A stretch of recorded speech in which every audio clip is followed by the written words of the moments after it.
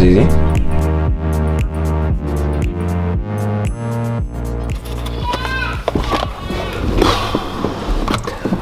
What is going on, guys, and welcome back to another video. As you saw in the little beginning, I wanted to kind of change it up, make a little like skit, I guess. I don't know. I thought it was kind of funny to grab this out of the computer screen. I don't know how well it looked. But anyway, I got my fuel filter. It's from Deechworks or Detchworks or something works.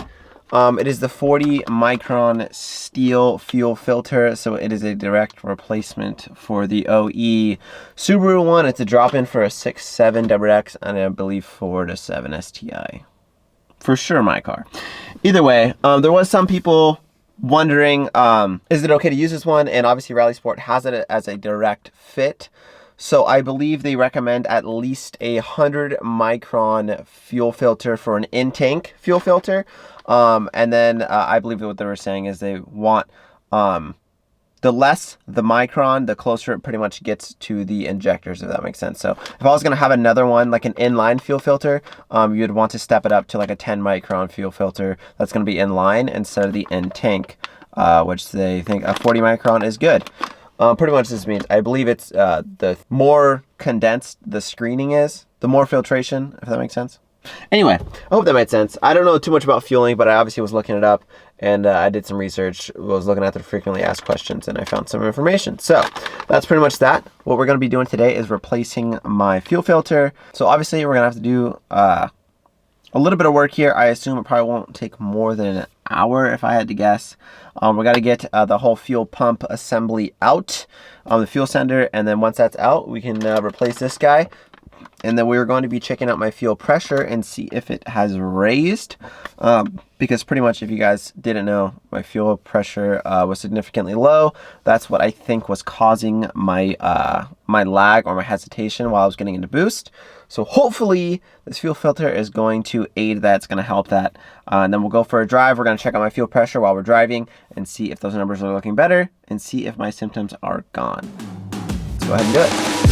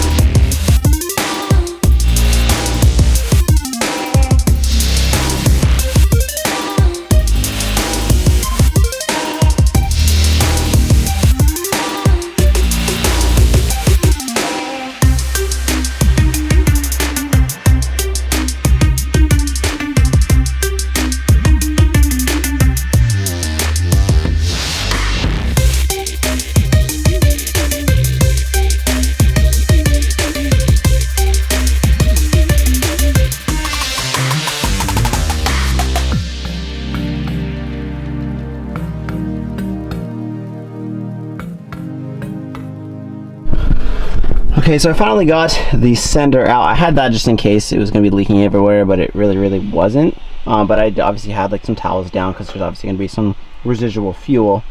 And then I actually do have a set of fuel line disconnect. So I don't know if you need them. It obviously makes it a lot easier. I actually did it before when I did my fuel pump, but I didn't actually have these. But I picked up this kit and you literally just put it in, pull it out, and comes out as one unit. So pretty easy, but I finally got it out. Now, this is obviously a fuel pump. This is a Walbro. Wow, I should have been upgrading my fuel pump yet again. Anyway, so that's a Walbro that I already put in. But this is where the fuel filter is housed. So I need to take this apart and replace the actual internal filter, because in there's a cotton one. I'm going to replace it with that nice metal one. We'll be good.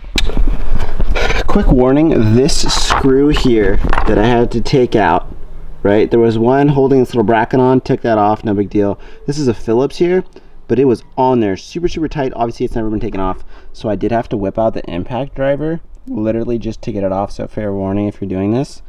I almost stripped it because it was so tight, and before, you know, I obviously saved it with the impacts. So anyway, impact driver, get yourself a kit, it's gonna save you. Just popped off the fuel filter. and so much fuel is trapped in here, and it's coming out super inconsistent.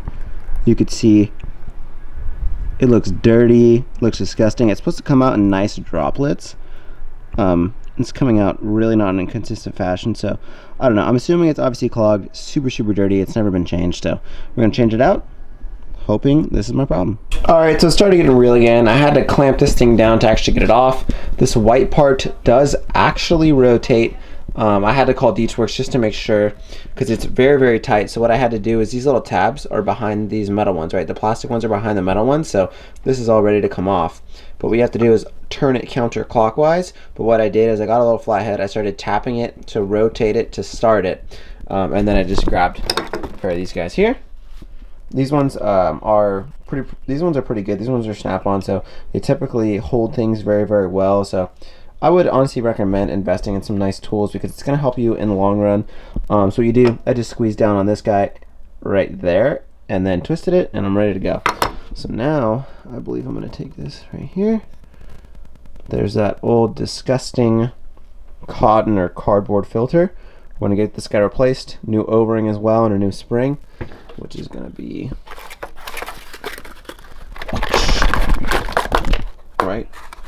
right there. New spring, new O-ring. That O-ring is going to replace that one, and then obviously new filter as well. Let's go ahead and do it. Now, of course, I do want to match the orientation of this one coming out, so I took a screenshot. Deetsworks has exactly how it should be. I should have the spring on the bottom where this little nipple is, and then obviously it's going to go like this, if that makes sense.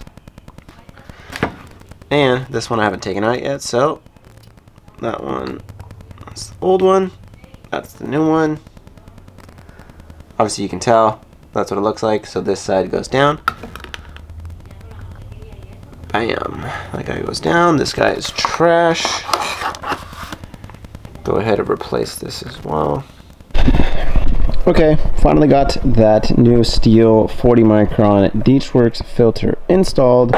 We're ready to go. I'm gonna go ahead back and reassemble this guy, throw it back in the car, and we're gonna go for a test drive. So we got the sender back together, ready to go. Obviously I had this guy covered to make sure no debris gets into my fuel tank. Everything looks all good, buttoned everything up. I'm gonna go ahead, drop this thing in, and we'll get to the test. Now that I got everything installed, hooked up, got the feed line, the return line, and also the breather, and also the connector for said fuel pump. Everything's connected, everything's ready to go. Before I fully button everything up, I'm going to do a test right now. At idle, I should be about 33 PSI, 34 PSI, I believe, for fuel pressure. And remember, last time it was getting down to about 29 while I was driving. So we're gonna check at idle, see what it looks like. And I got it all set up on the access port. Let's see here.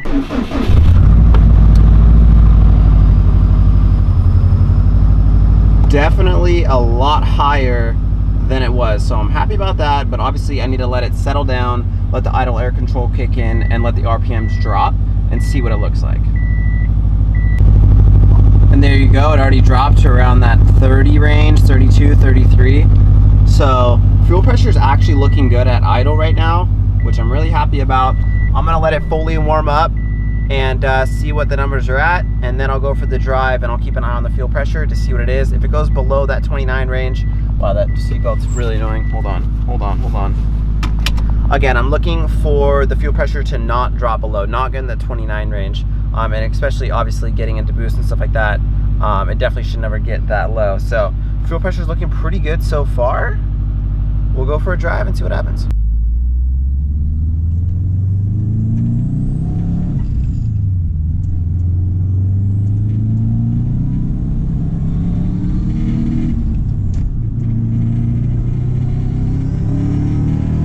Oh baby, let's go! Let's go. Fuel pressure is rising perfectly. No lag so far. Let's go, baby! Oh my god, I'm sure it's super loud in here. But holy, I don't know, boys, clogged filter.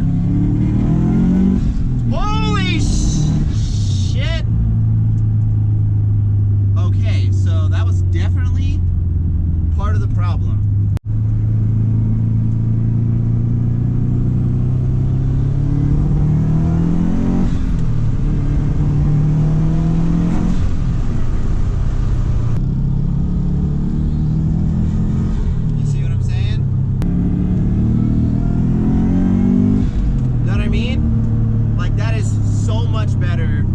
what it was before. I'm sure it's so loud in here, so I'm sorry. But I'm gonna keep driving the car around. I just wanted to give you guys an update. Definitely a lot better. All right, we'll do a little second gear pull. See how the car reacts. I'll just roll into it. Oh, this guy wants to race, huh? Let's see. Roll into it.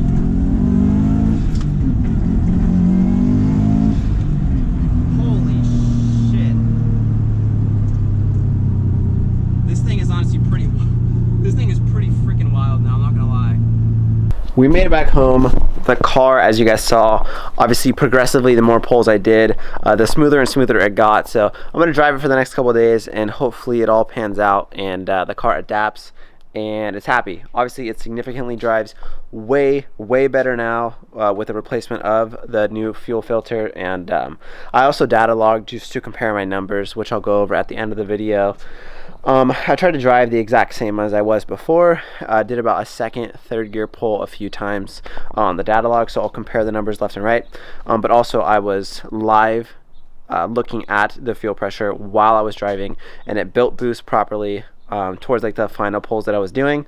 No weird lag, no weird hesitation, so I'm super stoked on it. I'm gonna go ahead, put everything back together, and then we'll check out the data log numbers. We'll compare them. We'll see what happened. All right, so I made it back in my room. I got two data logs pulled up for you guys. This is the one with the old filter. This is the one with the new DeechWorks 40 micron filter I just installed today. So I'm gonna show you a little compare and contrast. This column here, you can see, this is my old fuel pressure column. And just to kind of give you a gist of where we're at, this is RPM, right? So if I scroll up, I'll go here because then the RPM starts building. So as you can see, I'm at 3,000 RPM there, and I'm at 30 PSI of fuel pressure. And once I start building RPM, you see RPM is still at like 4,000, and I come over here, it's actually at 30 PSI, and the 29, not looking good. So now I'll go to my new one. You can see I will go to new filter. Again, this column here is the RPM, and this column here is my fuel pressure. So you can see, I'll just kind of scroll on the fuel pressure. I'm about to do a pull, and there we go, 40, 45, and you can see it goes all the way up to, what is that, 53, 48. So obviously I let off the gas here, fuel pressure is starting to go down, and let off the gas. I let off the gas for a second. You can see I went from 5,600 RPM. This is probably switching between gears actually. So I was 5,600 RPM, and then I went down to about 47, then went back up to 5. And you can see this is probably me third gear pulling, and fuel pressure is like 57, holding, and then I probably let off the gas in third gear and it goes back down. So that's what it should look like. Obviously the numbers are a lot higher, a lot more consistent compared to these fuel pressure numbers. No good. These fuel pressure numbers, much better. So as you guys can see, obviously fuel pressure did get better after doing the filter, and obviously the car is just driving better. So I'm going to drive it the next couple days, making sure it is perfect, making sure it's mint, and then I can obviously continue to modify it the way that I want it, because I just want to make sure the car's running good before I start throwing all kinds of money into it. So I think that's going to be it for this video. I hope you guys enjoyed it. I'm going to catch you on the next one. Peace out.